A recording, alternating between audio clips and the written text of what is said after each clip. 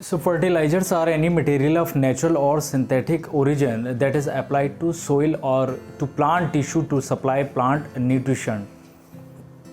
India is facing the challenge of meeting its requirement of fertilizers due to disruption in supply chain and increase in price of fertilizers.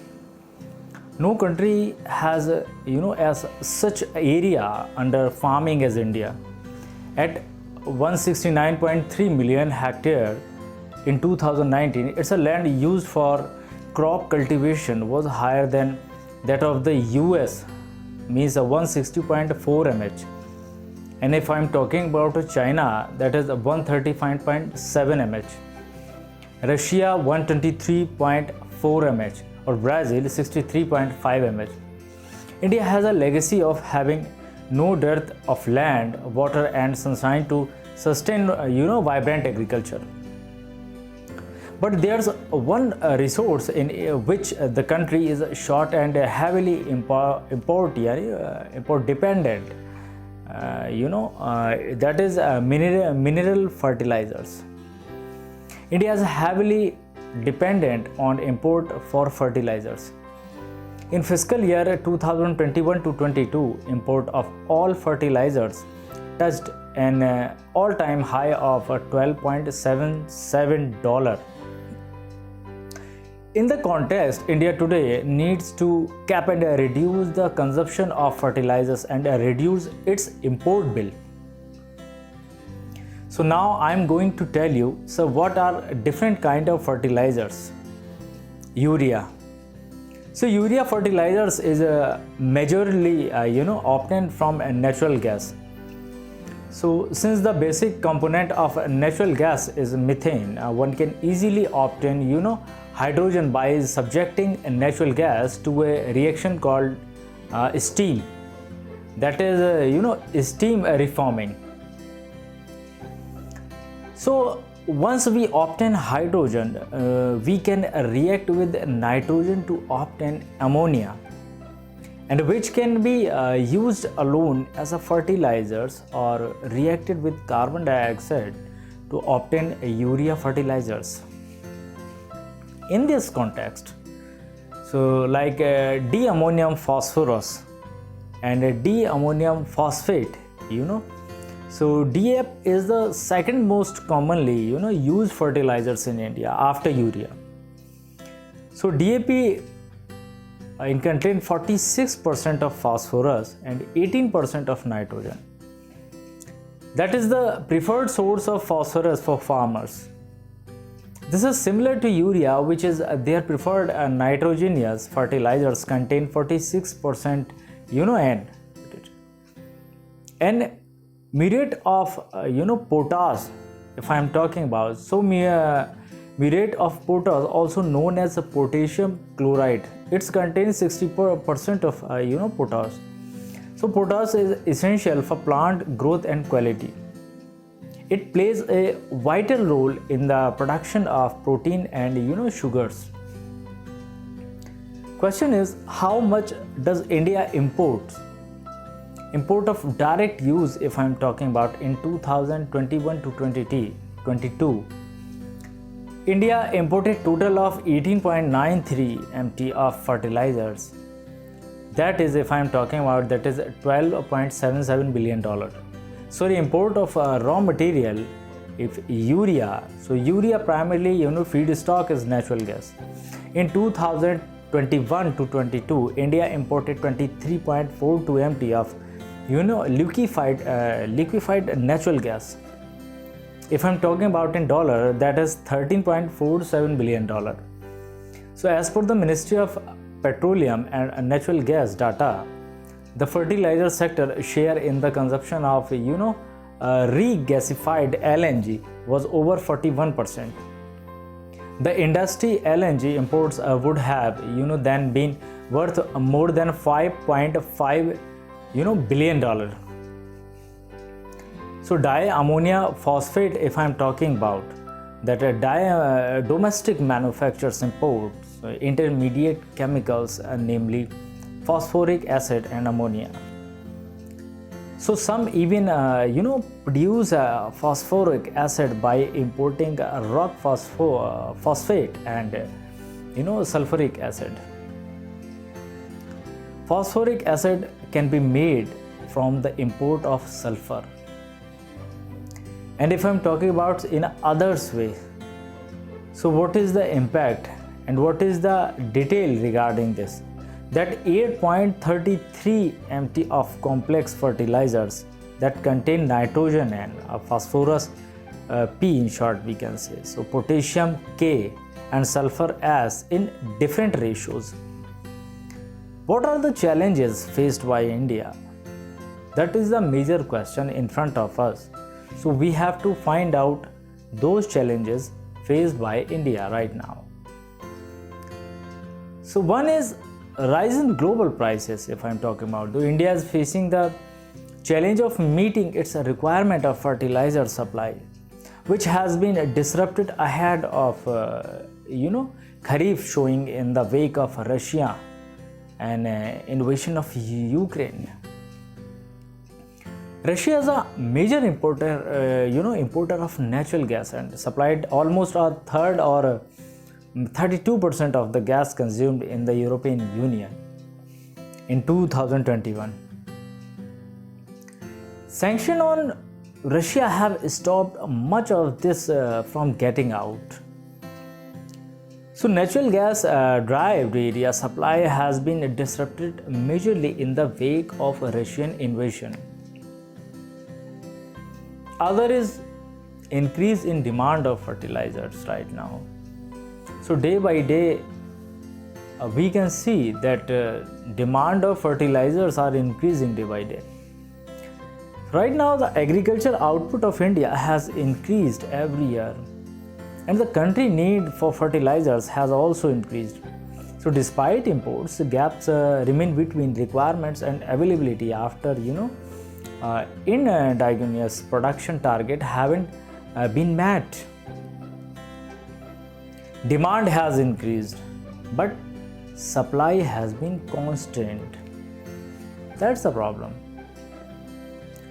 In other, fertilizer subsidy, like the government pays a subsidy to fertilizers producers to make this critical ingredients in agriculture affordable to farmers.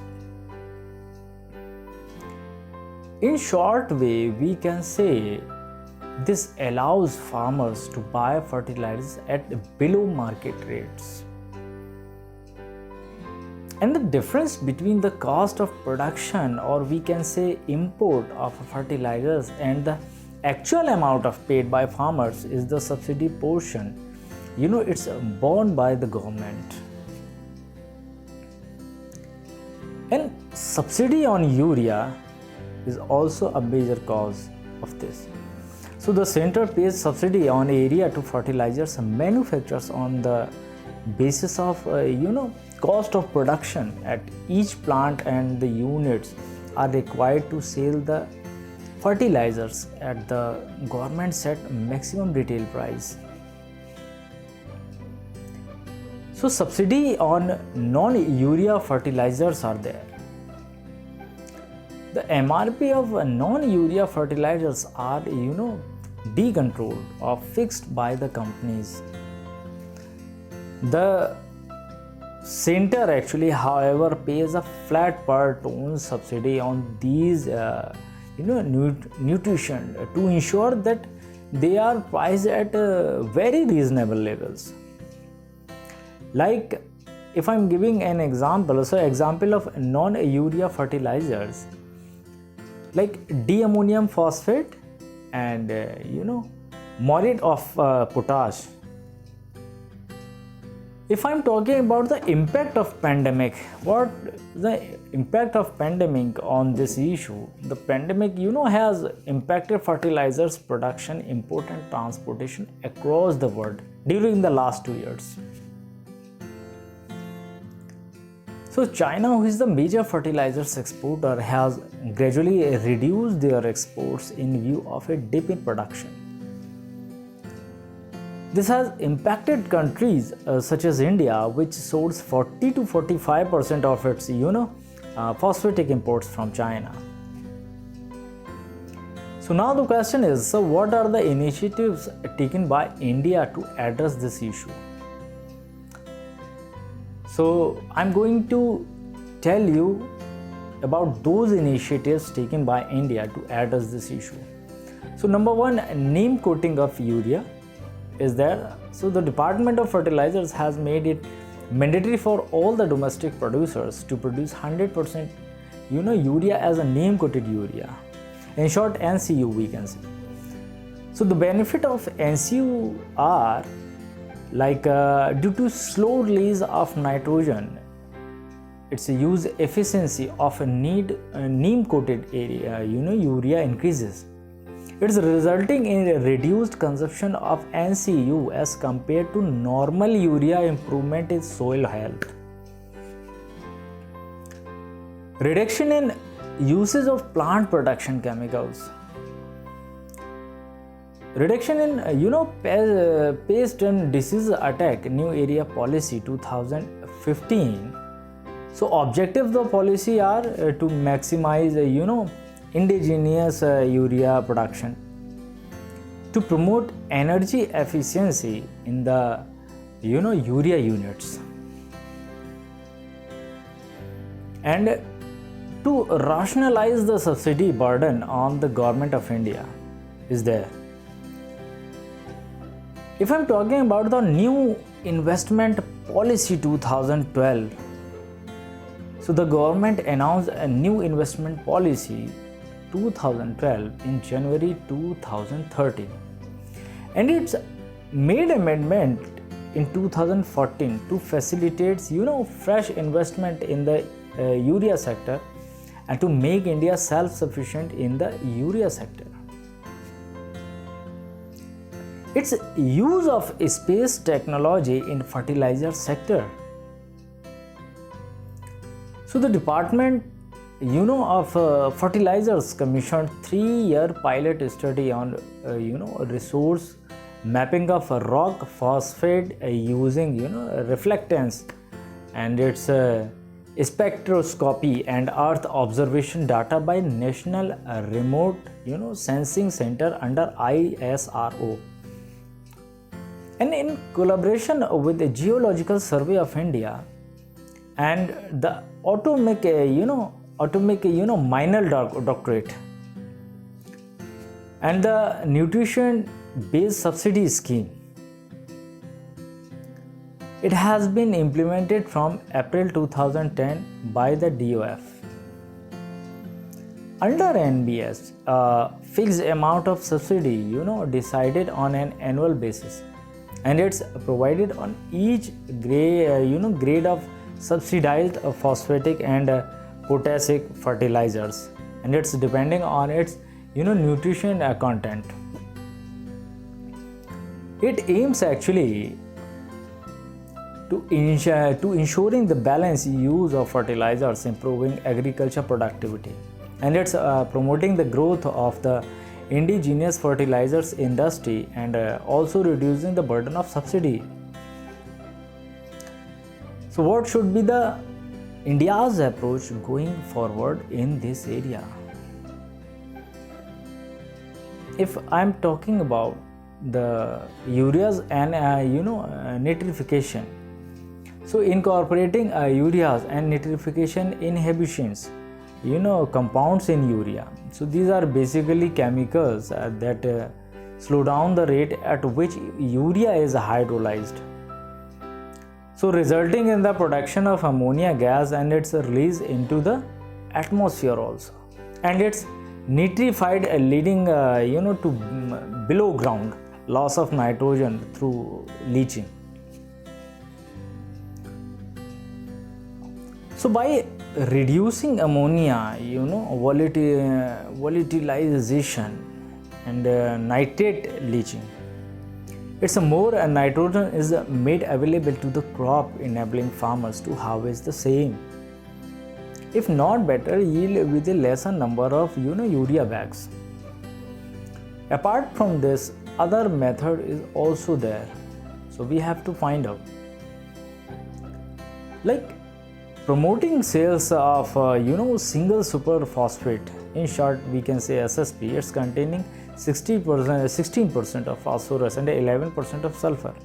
And at complex fertilizers, India can also import more rock phosphate to make SSP directly, or it can be converted into weak phosphoric acid, so which can be used to manufacture complex fertilizers also. DAP also should be restricted mainly to paddy and wheat. Other crops don't require fertilizers with 46% phosphorus content. Regarding MOP, if I'm talking about, so roughly 3/4 of the imported material is now applied directly, and only the balance is sold after incorporating into complexes. It should be the other way around. And moral suasion, if I'm talking about, that India needs to wean its farmers away from all high analysis fertilizers. It requires a concerted push alongside popularizing high nutrition, and it's a use of efficient water soluble fertilizers, potassium nitrate, potassium sulfate, calcium nitrate, etc., and exploiting alternative indigenous source, like for example that potash derived from molasses based distillery spent wash and from seaweed extract. No plan to cap or reduce consumption of high analysis fertilizers can succeed without farmer knowing what is suitable substitute for DAP, and which NPK complex or organic manure can bring down their area application from 2.5 to 1.5 bags per acre. So that's all about the discussion on this topic. Thanks for watching.